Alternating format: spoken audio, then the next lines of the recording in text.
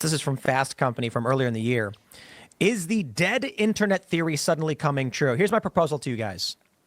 One of the reasons, perhaps, we are seeing the left lose so many viewers and subscribers and why these channels are losing ratings, could it be that dead internet theory was true and that it was a mechanism by corporations and governments to prop up far left ideologies to create the perception that they were popular?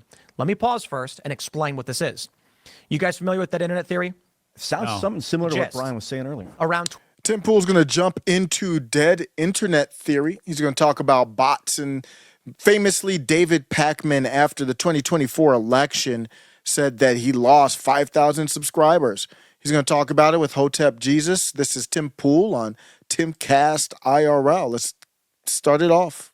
2016, the idea is that the internet has become more bots than people. Oh. So when you make a post and you're like, I don't like waffles, all of the responses are automated bots who are trying to sell a product or convince you of something to control your opinion. Yeah. Let's pause and go back to the late 2000s, early 2010s with the Anonymous Hacker Collective and Lulzsec and groups like this. We discovered through the work of Barrett Brown and Project PM and some hackers who exfiltrated data that the U.S. Air Force was creating sock puppet social media accounts to be sold. They create them.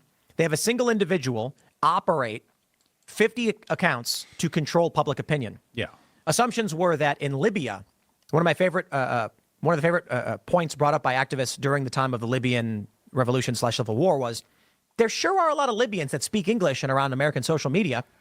But you'd see these Libyans saying, we must stop Gaddafi, freedom. And the Americans would be like retweeting it like, wow, look at this. And it was generating public support in the United States for NATO to go in and do airstrikes, no-fly zones, whatever. Hillary Clinton then says, we came, we saw, he died. Mm-hmm. If dead internet theory is true and corporations and governments are largely controlling bot accounts, what you'll end up seeing is a couple things. The first, when Elon Musk bought X, what did we see?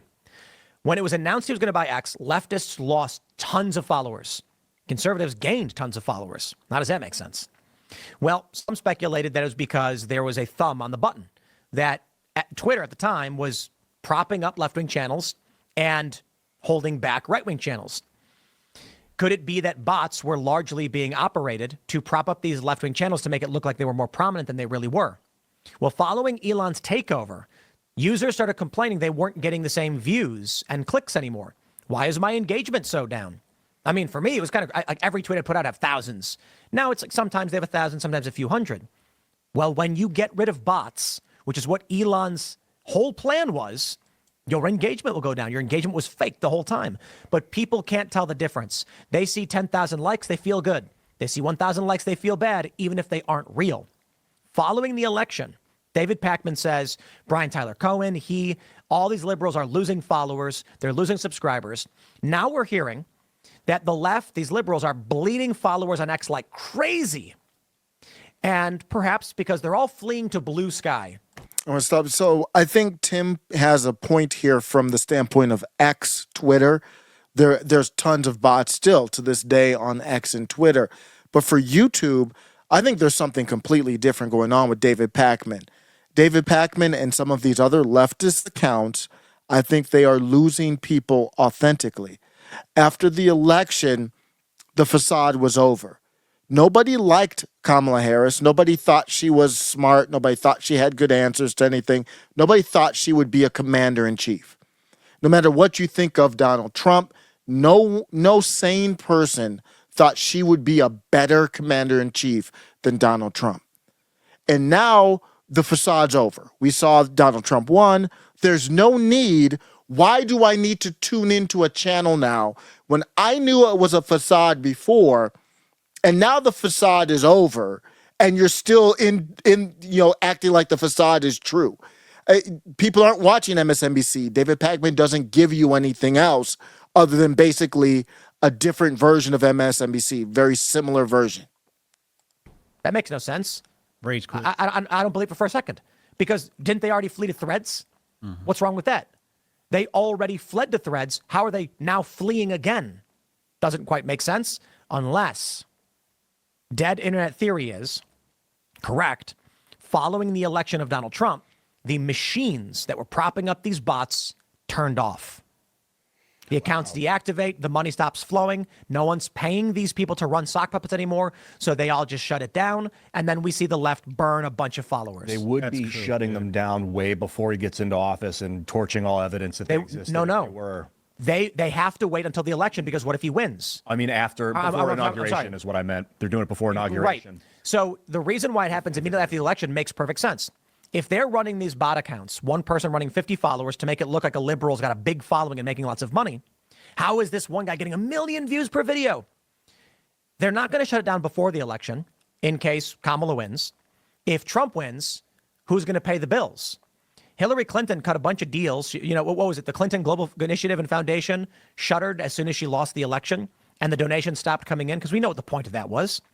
So if you are being paid to run 500 sock puppet accounts, to comment, to post, to view videos, and they've got a team of 10 running, 300,000 clicks for these videos, once the election's done, you're like, okay, the contract is up. We're done paying this.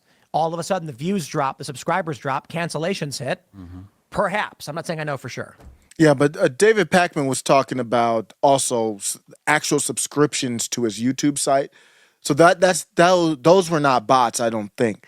So you're seeing something else happen. We're seeing a cultural shift. Timcast has already made that. Timcast IRL, Tim Pool has already made that cultural shift. David Pakman has not. And that's why he's losing. Why do you think Anna Kasparian was one of the first? Why do you think Tulsi Gabbard made the shift to the right and started promoting MAGA? Why do you think RFK shifted to the right? Jimmy Dore has been, they're not really right, but they shifted to the space. Russell Brand, a ton of them, they're smart. They saw this coming a mile away, and they're ready for it to shift. And they are in the position to still be relevant, to talk about relevant topics, even though they might be more on the left side of things. David Pakman has not made the shift. Look at Kyle Kalinske from Secular with Crystal Ball. They both have not made the change over, and he's struggling. He's crashing out on X. He's losing followers just like the rest of these guys. Yeah, there's also a third option. Well, first of all, there's two types of these accounts. One is hired guns, right? And the other one is private, like just some kid in Malaysia, trying to do whatever he wants to do, right? So the private guy doesn't necessarily turn his bots off. He just changes course. Right. So he goes, I was shilling for the left. That was the thing to do. Now it's like, all these bots now shill for the right. Here's another component to that. A lot of bots that operate on X and other platforms do it to create the image of that they're real. So one of the first things bots will do is they'll follow prominent social media accounts, so that if somebody investigates, they see what looks like a normal user following Brad Pitt and Rachel Maddow. Could it be perhaps then that a lot of the followers were passively following what was assumed to be prominent mainstream voices, CNN, liberal commentators who get lots of views, because it made the bots look legitimate? Yes, Tim has a good point here. And recently, X, the platform, changed their rules to, it's not fully transparent. We don't know the full details of it, but we do know that they're basing their monetization in part on paying subscribers to X. That's Elon Musk saying, if you post something, I'm fine with giving you some revenue sharing, as long as the people who are replying, doesn't matter if they're bots or not, as long as they're paying bots. So you can't really have bots because it's not financially sustainable to have bots paying $8, $10 a month, whatever it is, when you're trying to do thousands of bots at a time. So that's why Elon's changed the monetization. Before, you could get monetized and bots could help you get monetized. Now he's kind of hurt that, which is smart. Elon's a smart guy. And then once the popular vote swung, the bots just jumped over to right-wing personalities because they are viewed as more legitimate. Correct. Yeah. You'd have, and it's all hypothetical. I'm just saying. You could get the analytics if accounts unsubscribed and resubscribed in mass, for sure. You could get those analytics. Elon would have access to MSNBC's ratings have collapsed. And now Fox News is rating That matches right with David Pakman and those other people in that lane. MSNBC rating collapse. It's not bots. People are just watching even less than they did before the election. Who needs them? They sold lies leading up to the election. No one wants to go to them for anything. They're not entertaining. They're not bringing anything to the table. You'd rather watch Tim Pool. are jumping. I don't see that as bots because that's the ratings tracking agencies. But our views are way up. I know why they lost ratings. So CNN had a change of CEOs last year, right? And they tried to come more center, right? Oh, yeah. Center right. MSNBC recently tried to go more center right. So what happened was everybody was accustomed to a certain product that was extremely leftist. I have family members that said, I don't know. I'm not aware of MSNBC going center right, but he's right about CNN. they're angry at CNN. They are angry at MSNBC because they've had a more balanced take and they are no longer watching these channels. So some of that drop off is attributed to the fact that people don't want to hear anything positive about Trump because they've been so programmed with Orange Man bad that it like the thought inside of them enrages them. And gets So let me see if I can. I'll play this clip for you guys. This is from. This is Jon Stewart. Joe and I went to Mar-a-Lago to meet personally with President-elect Trump. And for those asking why we would go speak to the president-elect during such fraught times, especially between us, I guess I would ask back, why wouldn't we?